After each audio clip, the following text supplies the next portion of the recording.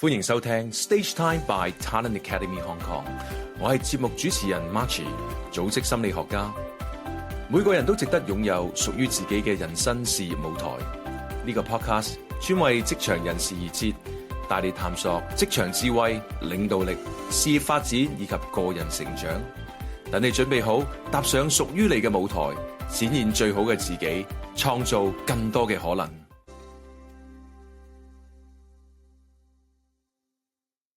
創造更多嘅可能。咁啊，歡迎大家咧嚟到2025年10月 Stage Time 嘅 podcast。我係節目主持人 Marchie，組織心理學家。今日開心咧請到 Winnie 咧喺我嘅身旁。Hello Winnie 你好。Hello Marchie，Hello everyone。好多謝，好歡迎你啊！咁咧我開始嘅時候咧，不如就先介紹下 Winnie 俾我哋今日嘅觀眾、聽眾朋友認識啦。咁啊 Winnie 咧其實佢嘅事業生涯咧都係好精彩喎。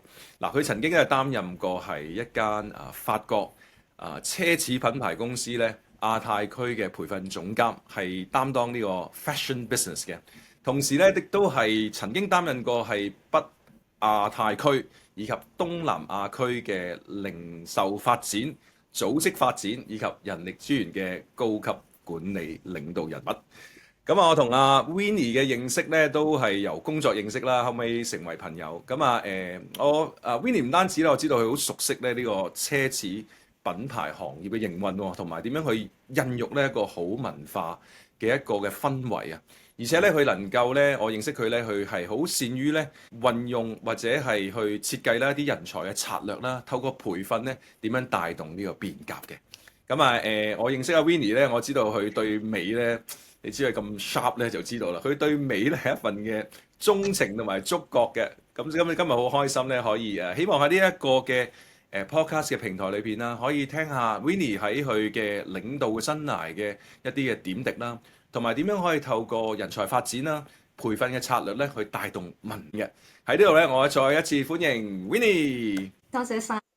多謝晒你嘅邀請下，我都好開心可以 join 到呢一個嘅 platform，亦都好榮幸去 share 我自己有一啲少少嘅 experience 啊。咁當然喺platform 上面有好多唔同嘅朋友啦，唔同嘅朋友真係可能係第一次，或者可能係其實係我啲朋友仔都唔定嘅。咁我都好歡迎大家，好 looking forward 去同大家分享啊。咁有機會我都好想有更多嘅一啲 connection。多謝 Winnie 啊！嗱，開始咧就你講 connection 啦。我知道你喺奢侈品牌都一段係你嘅事業嘅核心嗬。其實我都好中意問嘉賓咧，你踏入呢個行業咧係一個嘅偶遇嘅機會啊，定係有計劃嘅咧？不如講下你事業嘅起點係點樣踏入呢個行業，喺luxury retail 啦，同埋喺people development 嘅工作。呢一個真係一個好好嘅問題，可以俾我去回憶下之前咁多年嘅一啲經驗又好，即係嘅起跑又好。咁before 我講緊個職涯咧，可能我想分享下一個好小嘅故事嚇，一個時光倒流嘅故事，翻去我7、8歲嗰一年，然後咧我仲記得有一日，嗰日咧係好天氣嘅。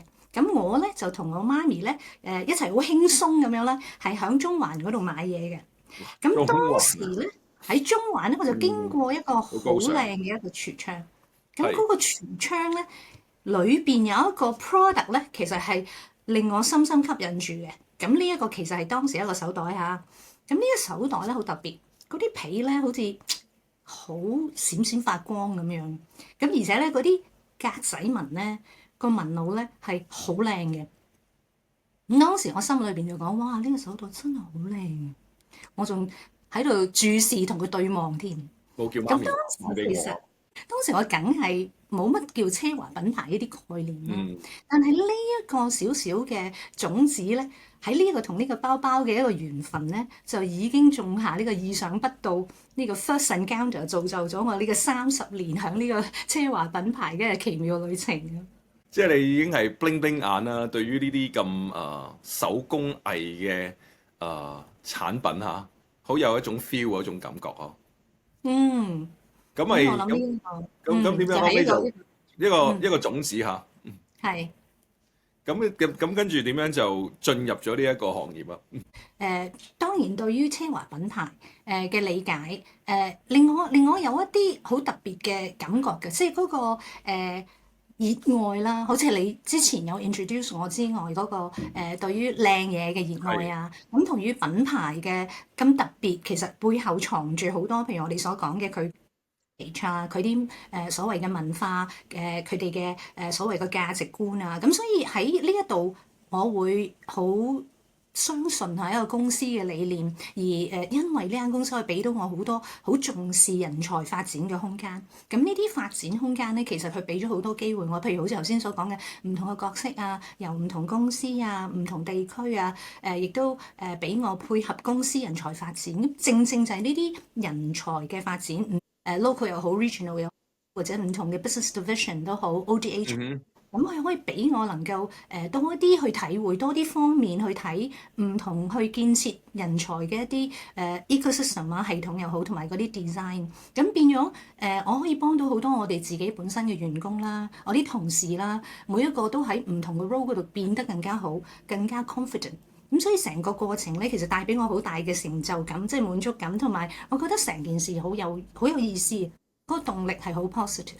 啊，咁頭先我聽你講就機會啦，喺工作裏邊有唔同嘅職務嘅擔當啦，做過好多唔同嘅 projects 啦，咁所以令你對個人才培訓啦，同埋對個品牌更加熱愛啊！咁我知道我同你喺今次訪問之前咧，咁都傾過偈啦。咁我知道你before 喺奢侈品牌都係一個名牌嘅 airline 裏邊工作啦，as 個開始啦，亦都做好多叫做喺國泰啦，係啦，咩 customer experience 嘅一啲嘅工作。咁呢個都好着重嗰個 customer 個體驗嚇。咁啊，當然奢侈品牌都一樣啦。咁喺你頭先去分享喺唔同嘅工作嘅崗位啦、任務裏邊啦，亦都做咗好多項目嗬。當中要令到頭先講啊，同事又好熱愛嘅品牌，又做到一個好嘅客戶嘅體驗，中間需要具備啲咩元素咧？當我哋去思考呢啲項目、執行呢啲項目嘅時候，我真係好覺得我哋自己每一個項目都當然係針對所謂我哋嗰啲員工嘅需要同埋公司嘅一啲策略性嘅一啲目標啦。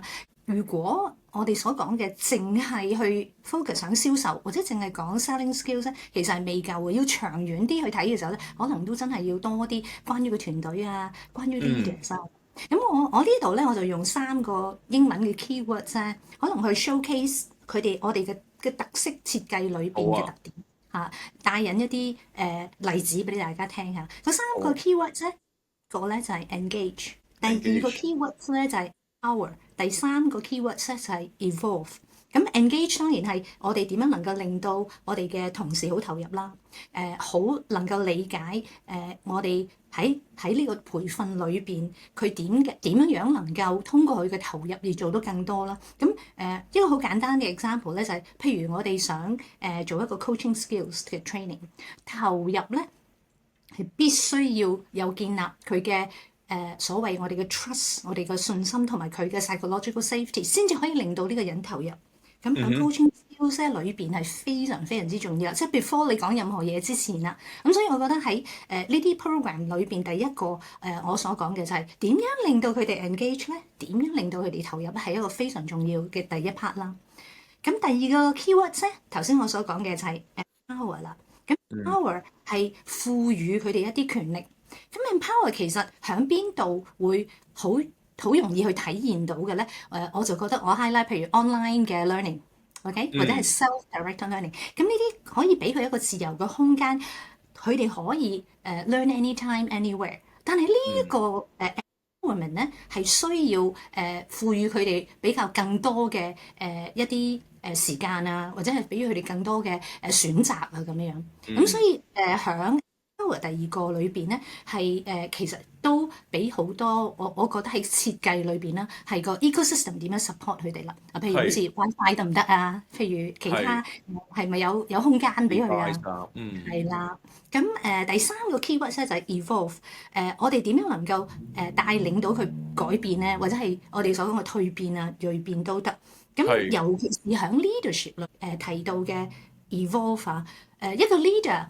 我諗大家都係自己嘅 leader，唔係一定你要帶呢個 team。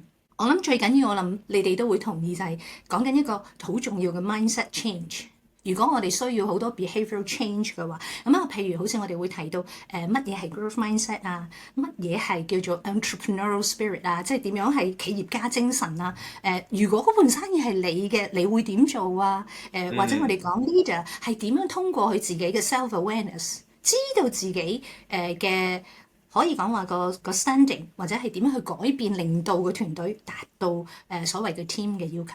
咁所以剛才我所講嘅 engage 啦、empower 同埋 evolve 咧，係我哋設計裏邊特色當中咧，係針對有啲唔同嘅 program 更加多嘅一啲諗法嚇，一啲更加多嘅去令到成個 program 更加完整。咁呢個3E 聽你咁講個諗法，即係我諗唔單止係喺一個培訓項目或者人才發展嘅項目好重要嚇。即係我都聯想到一個managers 而家都好緊要係點樣令到同事有嗰個心理安全啦。頭先你講嘅 psychological safe 信任啦，感覺我係有能力可以做到而家嘅工作，同埋點樣可以持續發展。可以講得少少呢個係設計嘅時候會諗嘅一啲嘅原則啦，或者你會諗呢啲 ideas 點樣 blend in。我哋成日講而家零售同嗰個行業啲前線都好忙啦，競爭又大嚇。咁點樣令到佢哋有嗰份學習嗰種追求啦？因為你係自主學習咧，即係佢要anytime anywhere 手機都可以學習。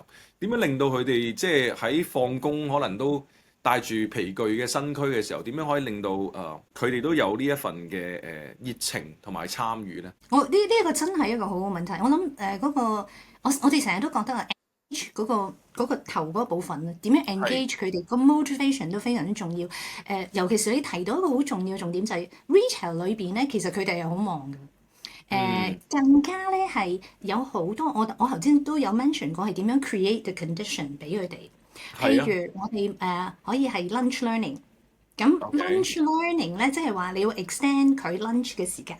extend 唔係喺個 lunch 嘅用佢嘅時間啦。冇錯，或者佢係buddy learning，同另外一個人一齊教。咁啊，大家一齊可以問問題啊咁。亦都 recommend 我哋有啲local team 可以喺佢哋嘅本身product training 嘅後半句俾多半個鐘頭。明白。咁呢啲方法咧，其實係想 create 嘅 condition， 唔好即係唔好令到佢哋覺得佢哋要用自己嘅休息時間，同埋響自己比較有壓力嘅environment 啊嗰種嘅環境去學習。學習好似我哋成日都，我諗 trainer 我哋成日都會講個溫度又要重要啦。又要重要啦，咁有精神啦，咁所以我哋其實係擺喺佢哋個環境裏邊咧 ，retail team 其實佢哋完咗佢哋嘅工作咧，其實仲有好多工作噶，譬如要收嘢啊、執嘢啊，仲有咧同客人有時 WhatsApp 啊嗰啲啊，又要睇小紅書，佢哋好多嘢要做嘅。咁啊當時咧，其實我哋都係諗大部分我哋要 track 佢個 data 嘅時候，我哋有 platform 去 track 佢 digital learning 嘅類似 data 嘅時候咧，佢哋嘅completion rate 咧，通常都係響佢哋喺 commute time 返工嘅時候咧，佢哋會上堂嘅自己，好乖嘅。其實我哋啲員工都咁 commute time，佢哋要上，如果真係要睇嘅時候，佢咪聽多咯。所以佢好中意 podcast。係啊，咁啊，佢哋應該之後我哋都會 share 呢個 podcast，等佢哋 commute 嘅時候都可以 reinforce 啲 learning 啊。係啊，咁 commute time 咪重要咯，係啊，所以係去除咗好似你頭先所講嘅點樣能夠咁忙咁 competitive 嘅環境，我哋都需要去觀察佢其實喺個 data 上面去 showcase 佢哋有啲乜嘢嘅 gap，佢哋係乜嘢時間去學，乜嘢嘅環境去學，同埋佢哋中意啲乜嘢，即係佢哋嘅 hit rate 係幾多嘅咁。譬如我哋講 business acumen。咁 leaders 咧就好着重咯。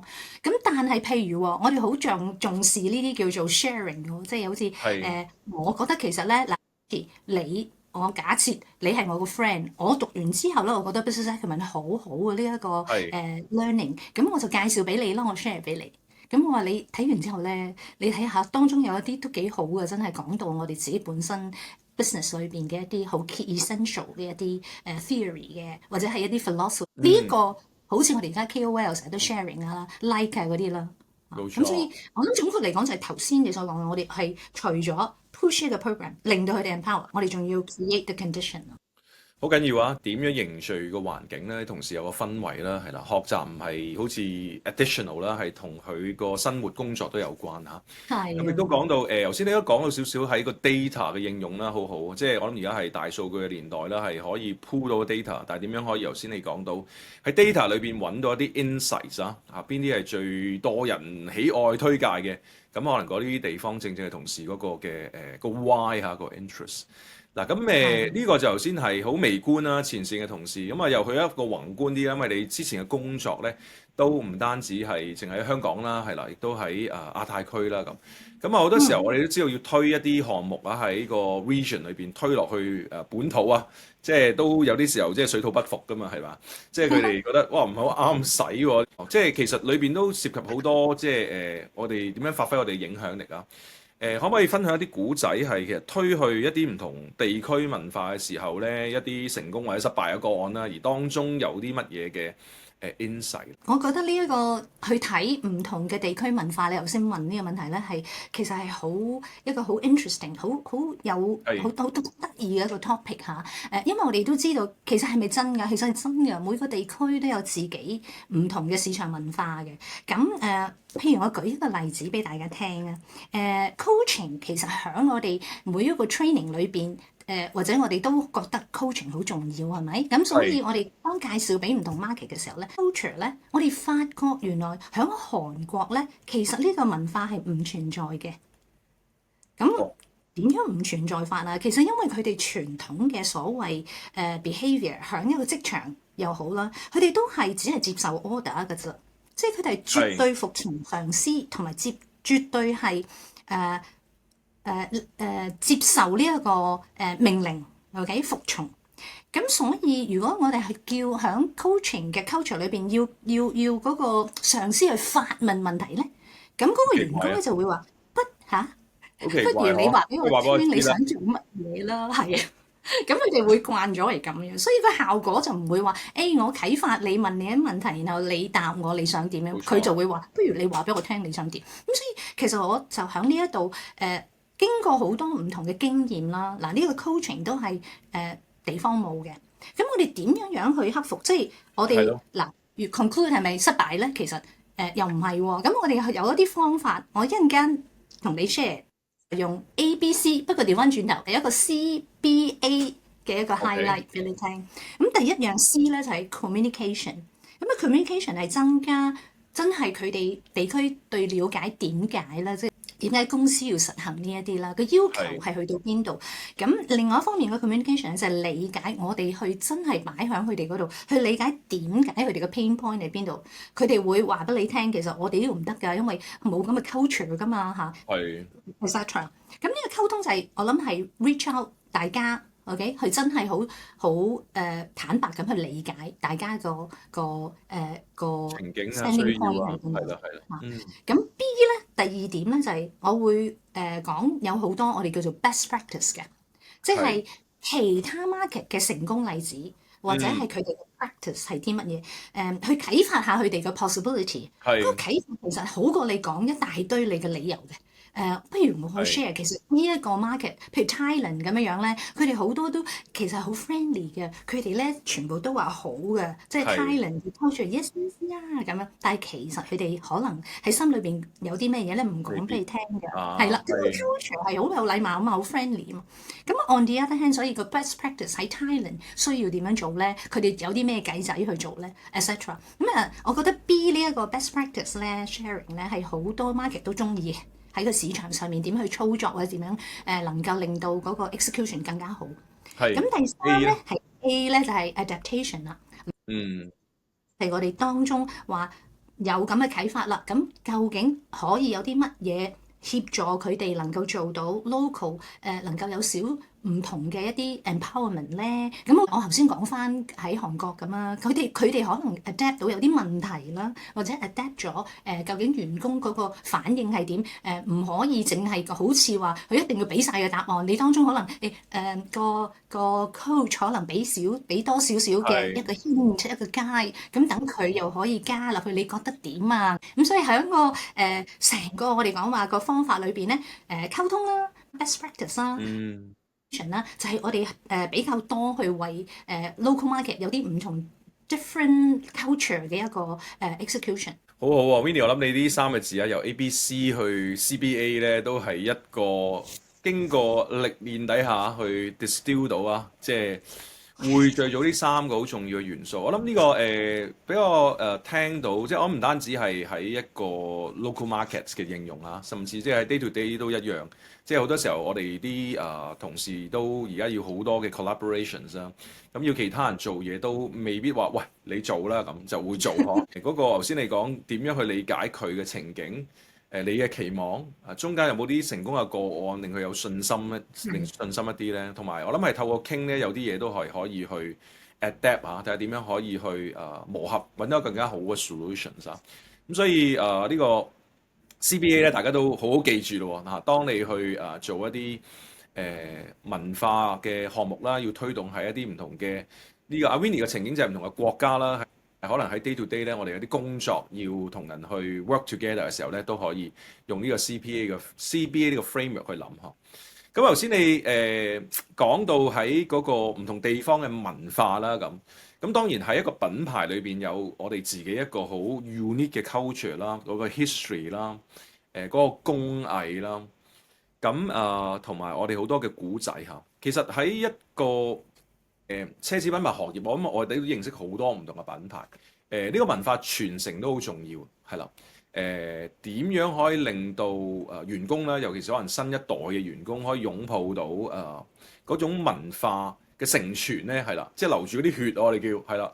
咁喺你嘅經驗裏邊係點樣能夠去將呢啲元素令到客戶都可以感受得到咧？好啊，好啊，我覺得喺講呢一個奢華品牌嘅文化承傳咧，其中一個環節非常之重要喺呢一度，當然唔係單單係生意啦，係點樣能夠吸引我哋嘅 client 啦。Before 我想同大家講一個少少嘅故事。咁最近咧，我睇到Simon Sinek 咧喺online 嗰度都 share，佢話原來咧佢最近咧就聽咗啊 Disney 咧係點樣教佢嗰啲大人頭嗰啲 character， 即係大嗰啲公仔 Mickey Mouse 嘅員工咧係點樣擁抱嘅，即係 how to hug your client， 即係好多小朋友見到Mickey 啊 Mickey 啊咁啊嘛，咁佢撲過嚟攬住佢，咁係點樣 hug 㗎？其實係咁原來咧，佢係會教呢一啲員工話，你一定要等到你嘅小朋友完成佢放手，你先至完成你嘅擁抱嘅。哦，係咁噶 ，OK， 即係小朋友唔放手就佢唔會放手嘅。係啦，你唔可以先放手。係啦。OK。咁特別嘅地方咧，係令我有一個啟發咧，就係呢個就係第一 attention to detail 嚇，真係你對細微嘅部分點樣能夠 pay attention。第二就係其實佢主要點解唔放手啊？因為主要都係令到嗰個小朋友覺得佢好 special。咁呢個 feeling special 咧，其實係我哋好想傳遞俾任何一個客人啦，係咪？係啊。咁 Disneyland 係令到個員工去理解一個咁簡單一個擁抱，令到你嘅客人 feeling special， 令到客人嘅心裏邊係好溫暖嘅。OK， 咁如果我將呢一個擺落去我哋自己所謂奢華品牌裏邊文化承傳咧，正正就係我哋所講奢華品牌，我哋其實係唔係單單賣呢個產品，其實我哋係賣緊或者我哋係推崇緊一個關於夢想，係關於一個 desire， 見到哇想擁有呢個夢想係啦。咁客人當被感動嘅時候咧，佢隻眼會閃閃發光。同埋佢會愛上呢個品牌嘅背後嘅魅力。嗱，呢個就係我哋所講嘅奢華品牌嗰個魅力，點樣能夠做到？嗱，呢一個係我哋個最尾我哋想達到嘅。咁但係個係 how 係點啊？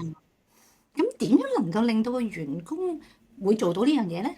一個好係咯，重要嘅一個 message 就係、如果員工想感動個客人，佢要先被感動。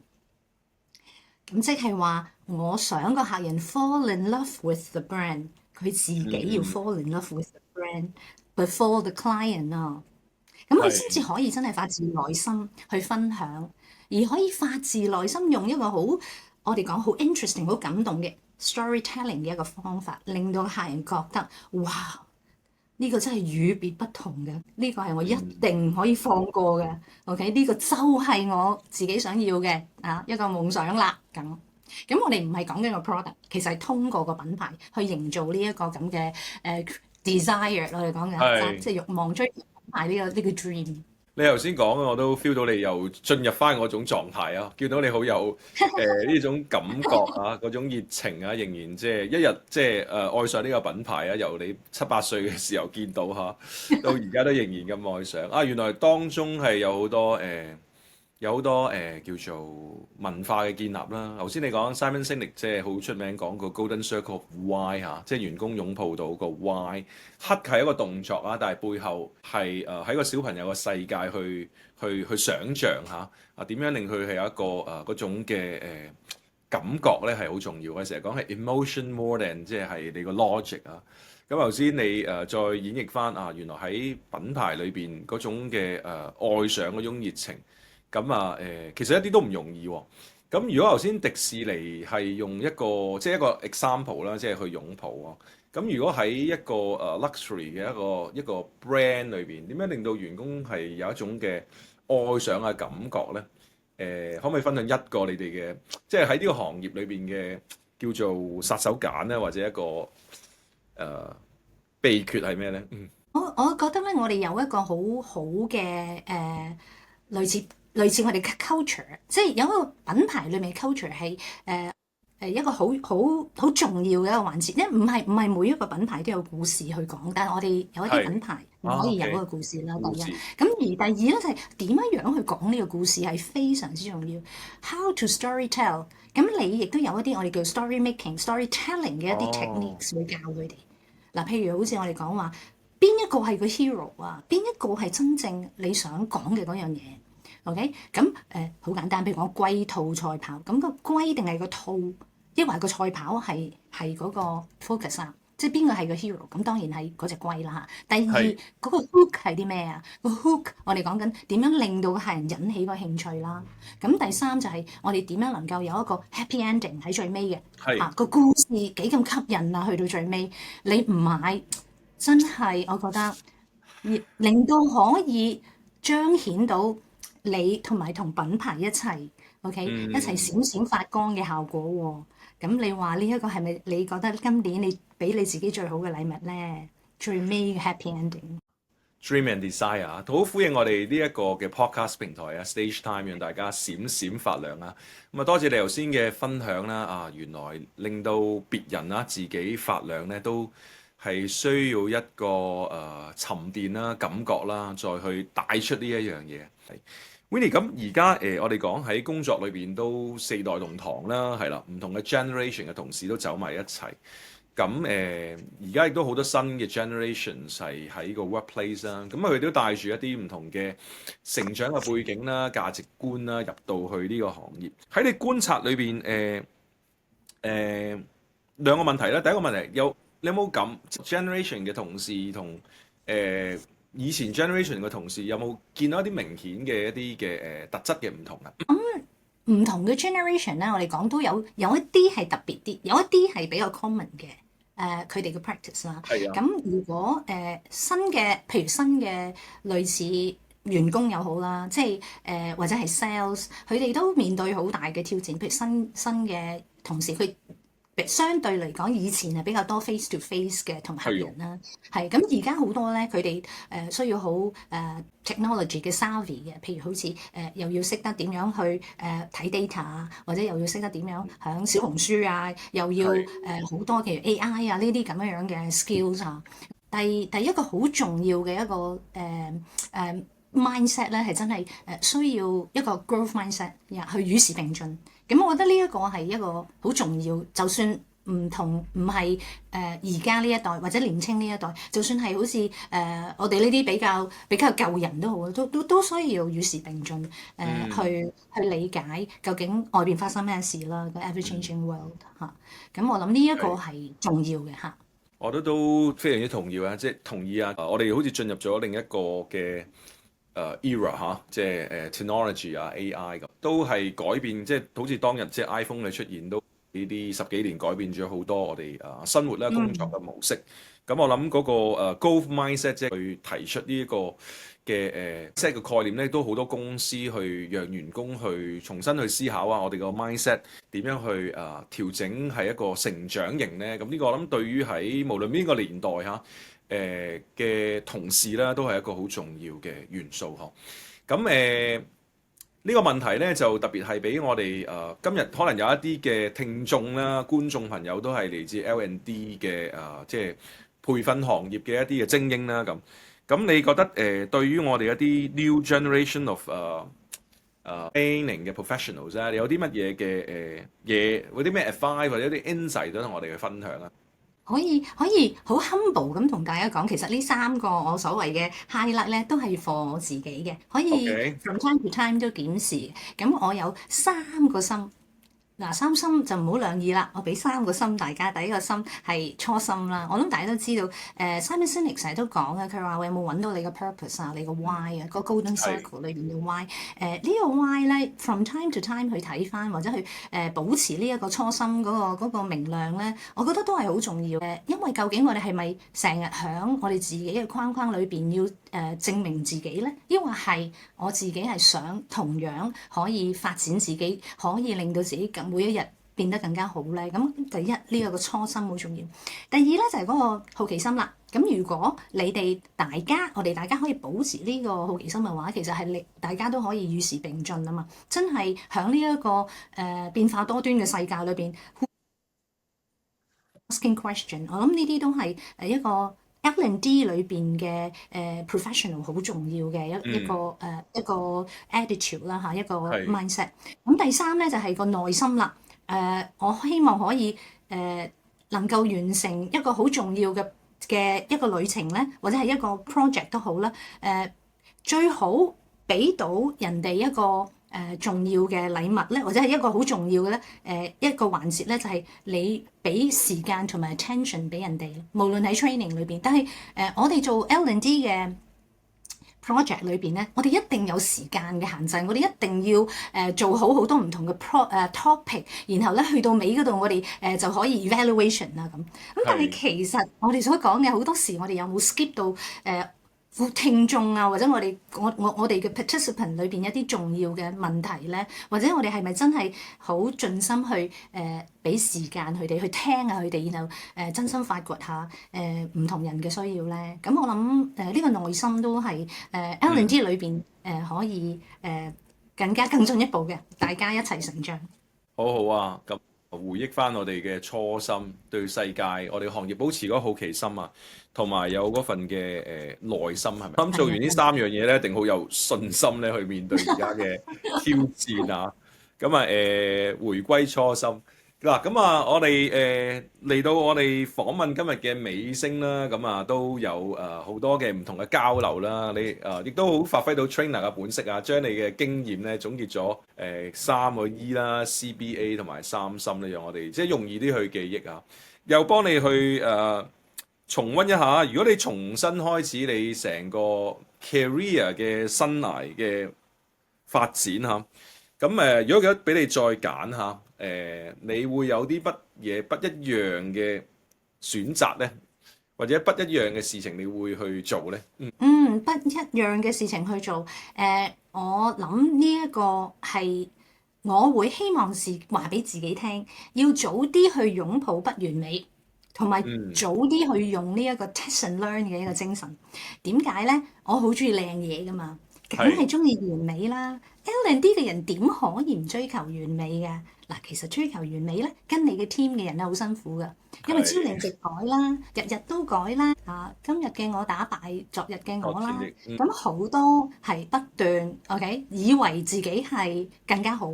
咁但係咧，追求完美嘅心態咧係需要平衡嘅。我覺得我希望可以話俾自己聽，Winnie 要勇敢啲 ，OK，唔好淨係沉醉喺呢個追求完美嘅心態，希望可以多方面咁樣去嘗試，大膽啲去探索啲唔同嘅 possibility，然後喺個 test and learn 嘅過程裏邊快啲去累積一啲，因為喺我嘅團隊裏邊應該係有好多唔同步伐嘅一啲 team members 嘅，咁佢哋都喺當中可以學到好多嘢咯。追求不需要太完美嚇。咁啊，到讓我哋今日呢個訪問呢，就係畫上一個半完美嘅逗號啦。因為我同阿 Winnie 咧喺會後咧，再會有一啲叫做快問快答啦。佢會再分享咧好多一啲關於喺領導啦、事業發展啦、喺職場點樣提升呢個嘅生產力啦，同埋個幸福感咧嘅小分享嘅，大家記得密切留意啦。嗱，今日咧就 Winnie 由佢7歲 bling bling 咁樣啦，去認識呢個品牌。到去喺工作裏邊帶住呢份嘅熱情啦、初心啦，去探索去職場嘅世界。希望咧今日咧Winnie 咧相信佢嘅分享咧都可以成為我哋嘅觀眾啦、聽眾啦一啲好好嘅養分啦，好讓大家咧好似佢當日啦喺佢嘅見到個亮 bling bling 眼咧喺呢個事業舞台裏邊咧都係 bling bling 咧咁閃亮啊！咁再一次多謝 Winnie，thank you，thank you，多謝大家嘅時間，thank you。拜拜。好。